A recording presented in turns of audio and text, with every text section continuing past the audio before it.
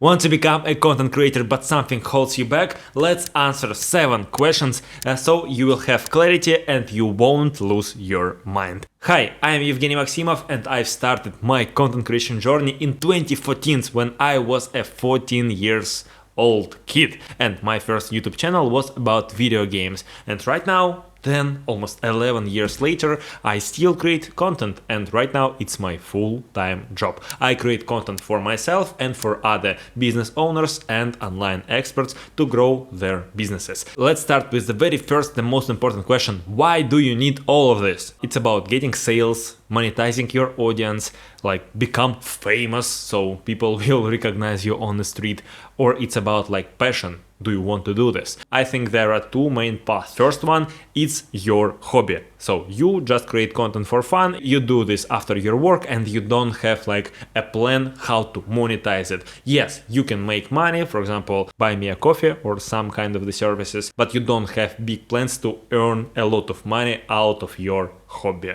And second path, and I think it's more relevant for most creators right now, it's about building a business, online business, service-based business, and you use your content for your marketing. And this way is much more complicated simply because it's the fuel for your business and you need to do all other stuff for your business. Content production is only a small part of the huge marketing machine, which is a part of bigger part of machine which called business, and content creation is just a tiny part. And if you want to do content creation, you need to do it right from the day one. One of the biggest struggles that I saw, that you can be good, really great, exceptional at content creation, but you are terrible marketer and terrible salesman and you can't monetize your content simply because you don't know how to do it. If you already have a business and you want to scale your business much faster, content is a great source. That's the great fuel for your leads, to warm them up, to build trust, to get more customers, to increase your prices, and content is great, but you need to think that it doesn't bring immediate like return on investments from day one. Content is a long game, so that's the question. Why do you need this? It's really important and you need to think a lot. At least like 2 minutes on this question to understand why do you need this. Why do you need to create content? Next question, what's your goal and your target audience? So it's like a combination of 2 questions, but I think they are really connected between each other. Do you want to go wide? Or do you want to go deep? If you want to go wide, probably you need to think about how to monetize like broader audience, and you can do this using, for example, cheap products like I have right now in my shop, so you can check it below this video just for reference. Or you can go really deep with very niched content, serving, for example, only business owners in this specific niche and they have these specific problems. So niche of a niche of a niche, or niche of a niche of a niche.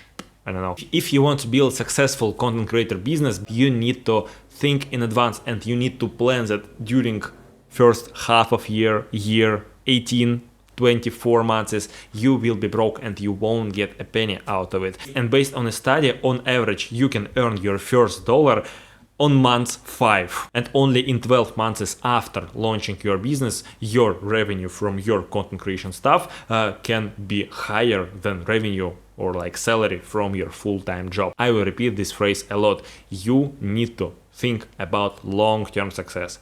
That's all what you need to do, creating content and making money out of this content. Think about wide or narrow audiences. You can think about this one. You can make a value ladder. For example, you can have like $10 course, $50 course, $100 paid membership. The biggest tier will be a special mastermind or like consultancy, which will cost a lot, like several $1,000s for the service. That's one way, and you need to have a lot of people to fill this ecosystem to make it live. And second part, you can go really deep and you can focus on providing services. For example, I do this right now. I have several clients and I create content for them, and that's how I make money. I don't make money out of course sales or out of YouTube views. I do the service for like 5 people per month and I collect this paycheck. So it's not one job and one salary, it's like 5 small small salaries. But in future, my plan to make a transition from service-based business to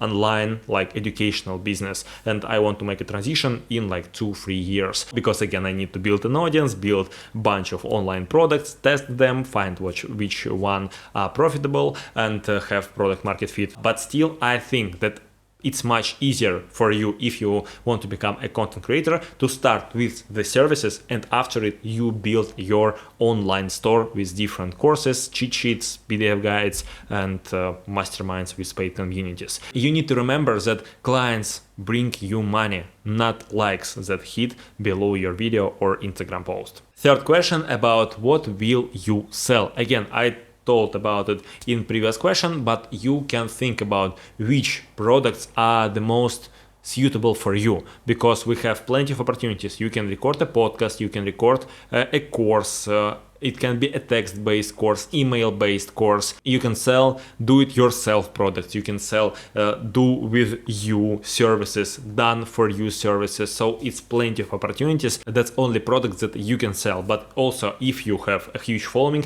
you can sell sponsorship. You can make money from ad revenue from YouTube, for example. You can make money using affiliate links. You can sell your merch. You can make a collaboration with specific brand, for example, like Peter McKinnon did with Nomatic, selling own backpack. Which types of products do you like the most, or do you prefer to consume? Because if you consume them, probably it will be easier for you to create the same products. You need to think about the funnel and the way, like customer journey map. Really complicated phrases, business terms, but you need to think about how your viewer will become a customer. So you have basically 3 main stages: tofu, mofu, bofu. Tofu, mofu, bofu. Tofu, top of your funnel. So this is your content. Person see your content, he subscribe on your channel, your TikTok account, your Instagram profile page, and you need to convert this viewer to a subscriber. Your goal at this stage to get from a rented audience to owned audience. Here is the difference. Algorithms in socials change all the time. So firstly, you are successful, you get a lot of impressions, a lot of views, but suddenly they tweak something, you don't know what they tweaked, and you started to get less views. You need to capture this audience and transfer it to a subscriber, and this is our middle of the funnel. This can be a free newsletter or like paid newsletter. It can be a free membership, free community, for example in school. You can provide a free course or like free cheat sheet, free PDF guide. You need to capture their emails, because email marketing is huge and you can make a lot of sales if you have a pretty big email list, starting from like several thousand people inside. At this stage you can also have really small, like low ticket products, for example online course for $10, bunch of cheat sheets, bunch of workbooks. Price will be from $10 to $200 per product. Next stage of the funnel is BOFU, bottle of the funnel. So this will be something really expensive, and only like 1-2% of your audience can afford it. It can be high ticket comprehensive online courses. For example, you have 12 modules, you have 20 videos inside each module, you have bunch of templates, you can have everything. Like you can just copy paste your business, upload it, and create a course out of it, and you can easily sell it for like $2,500, for example. Or it can be consultancy services. For example, you have a program like 8-12-week program where you teach and guide someone to do X. Plus you can sell your services. For example, for me it's content creation services. So I create and post content for other businesses. You need to think about it in advance, because you need to be prepared. If you start getting much more views, for example, you got 1,000 views, right now you get hundreds of thousands views, you will have huge boost in views, you will have much more websites visitors, but your funnels aren't prepared for it, or you don't have a product yet. You can lose all the potential and leave a lot of money on the table because you simply didn't think about the products that you are going to sell. Question number 4: will you do this alone or with someone else? If you at this stage, when you have a full-time job or you have a business, probably you need to think about delegation, or you need to be prepared for a solo marathon, and it's really hard to be consistent, to stick with your, for example, publishing schedule. If you think right now that, holy crap, I have so many tasks that I need to do, I have a business or I have a full-time job, I have a family, I have kids, I have friends, I have hobbies, and I don't want to ruin all of this, you need to delegate. You need to think about long-term success, and if right now you have so many tasks to do, it won't be easier like in 2 months, in 5 months, in 12 months. Probably you will have the same priorities, or you will have the different tasks that still you need to do. So that's why you need to think about hiring someone else for a help. Firstly, you don't need to spend a lot of money on it, and secondly, trust me, because when I hired my first virtual assistant like several years ago, it felt really great. It was such a relief, because I can do the most important parts and I can delegate routine on this person. And you can hire, for example, a part-time person, paying him like $300-500 per month, and this person will do posting on socials, doing market research, collecting the numbers, for example, writing rough scripts or like collecting ideas for your future scripts, subtitle creation, repurposing the video, optimizing your funnel, doing admin stuff. If you, for example, sell products and someone asks for a refund, you can delegate it to a VA. This person can also do video editing, thumbnail creation, and you need to think about like your tasks list. If you, for example, start YouTube channel, you have so many tasks to do. You can see a huge task list, and for example, you can think about amount of hours that you need to spend to do this task, to finish this task, to complete this task, to like publish your video. And if you think that it's much easier and cheaper to delegate this stuff to someone else, do this. At the beginning it probably will be hard. You need to find the right person, you need to understand the boundaries, how to set like proper guidelines, the workflow, how to do this, but in the process it will become much easier, especially when you start to creating special like SOPs, standard operating procedures, where everything described in this stuff, and you can easily train new people if you, for example, have different VAs or different video editors in your team. I've said about virtual assistant, so this person helps you with a lot of like general routine stuff, routine operations, but second person, I recommend you to think about hiring a video editor. If you create long form YouTube video editing is the most time consuming part that you can have in the whole workflow, and it can be like 5, 10, 15, 20 hours to edit only one video. To learn the skill of video editing, it requires time, and you need to spend hundreds of hours editing crappy videos. I have online courses about how to edit YouTube video for Final Cut Pro and Adobe Premiere Pro. Duration of each course is around 2-3 hours, and that's the full process of editing only one long form YouTube video. But I do this for 10 years. I started with video editing, and only after this I learned how to film a video. So it's completely different game for me, and it's much easier for me to edit the video, and I spent not so many hours to do this. But if you have no experience, I recommend you to delegate. Question number 5: which system will you use? Yes, it's weird question, but you need to think about how to organize your workflow, and especially based on the previous question, you need to think about how to separate yourself from all these processes. I like the thoughts of Ali Abdaal about like franchising your creative workflow. If you want to post a video, you have 3 main stages: pre-production, production, and post-production. Inside each stage you have different steps. For example, market research, idea collection, script writing, how will you shoot, which light will you use, what's the background, do you need to rent a studio, for example. And post-production is about editing, creating a thumbnail, writing title, uploading the video. So you can see a lot of steps. And if you want to reduce your headache, you need to think about systems. And I use Notion. I have a bunch of videos about Notion on my YouTube channel, so you can check them later. I coordinate my team inside Notion. I use Notion working with clients, so we have different dashboards, for example, creative dashboard, where we have all the pipeline of the videos that we are producing right now. That's like the software, like tactic part. But second one is strategic part. It's about how will you use your time. For example, if you want to become a YouTuber and create a lot of YouTube content, if you want to grow fast, you need to post like 4-8 videos per month to actively grow on YouTube, to test different ideas, to find what sticks, to check the audience, check the analytics.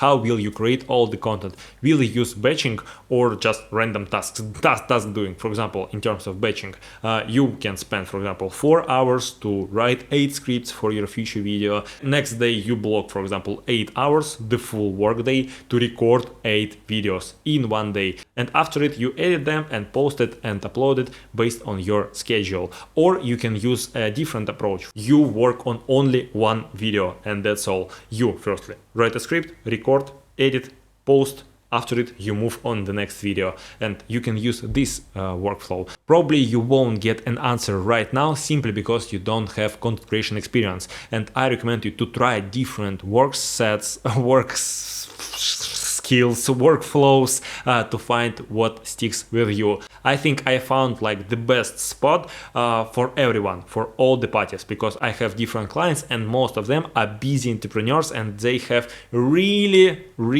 busy schedule. We do the preparation work during like 1-2 weeks, for example. After it, we block one day with the client, with the founder or like online expert. We set up all needed equipment and we record in one day, for example, 8 long form videos. After it, we disappear and we start editing these videos, repurposing these videos, making short form clips out of these longer videos, and it works great. Long form YouTube videos are really easy to repurpose. It can become a podcast episode, several YouTube Shorts, Instagram Reels, TikToks. You can use it to create a blog post on your website, to issue an email newsletter just based on a script from this video. Plus, this is a long form YouTube video, so it's great like asset for you in a long run. You spend only one day on filming, but still you have a content for the next month. That's really great result. And after it, cycle repeats. So again, think about the workflow, software and your actual workflow about how will you create the content. If you find this video valuable, you can subscribe to the channel because I post a lot of content about like how to become a content creator, how to be a better content creator, and how to monetize your content creation activities and build a business around it. Click on this fancy button called subscribe and let's move on to question number 6. Will you use paid marketing, paid ads to achieve results faster? Organic growth is pretty slow and I recommend you to think about allocating a small budget for like faster growth. Right now, YouTube has YouTube promotion. Meta, Instagram, Facebook has promotion and engagement campaigns. You can also find weak points of your content. For example, speaking about YouTube videos, you have huge amount of metrics that you can measure. Amount of impression, click-through rate, average view duration, subscribability, subscription rate on your videos, and a lot of different metrics to improve your video. But without views, you don't have this data and you can't analyze it. So that's why your main goal at the beginning is to drive more people on your video, on your content. And that's why I recommend you to throw like several $100 like during several months on paid marketing just to promote your organic content. So let's move on number 7. Will you invest more of your time or your money? If you don't have money like I did when I started because I was a school kid, I have a lot of free hours to learn about video editing, how to post video, how to film videos, how to make photos, how to do X, Y, and Z. And that's why I developed skills when I was like a teenager. If you have more time than money, I recommend you to invest something to buy templates, to buy different like small online courses about how to do X, Y, and Z. Yes, of course, you can find this on YouTube, and I did this again 10 years ago. But if you want to develop skill faster and achieve results faster, it's better to invest again $50, $60 on different like online stuff. For example, I bought several LUT packs and online courses about how to do like video editing and posting on YouTube. And I still buy self-study courses about specific topics. For example, how to build a funnel, how to set up your lead generation machine, how to onboard people. So these are the courses just to close different gaps that I need to grow my business.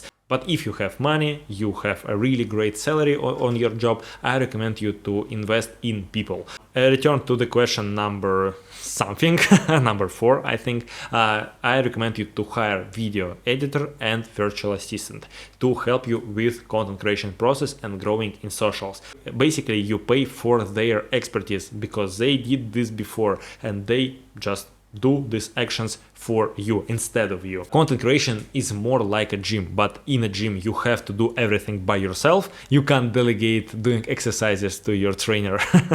But you can delegate content creation process, parts of these content creation processes. If you answered all these questions, I think you right now have a clarity what to do next. And your next step is about picking the right platform. Probably you notice that I speak a lot about how to create YouTube video, and I think this is the one of the best platforms that you have right now. And you can click on my face and check the video why you should start a YouTube channel, not Instagram, not TikTok, not LinkedIn, not your podcast, not email newsletter. I think YouTube is the best, and after watching this video you will learn why. See you in this video.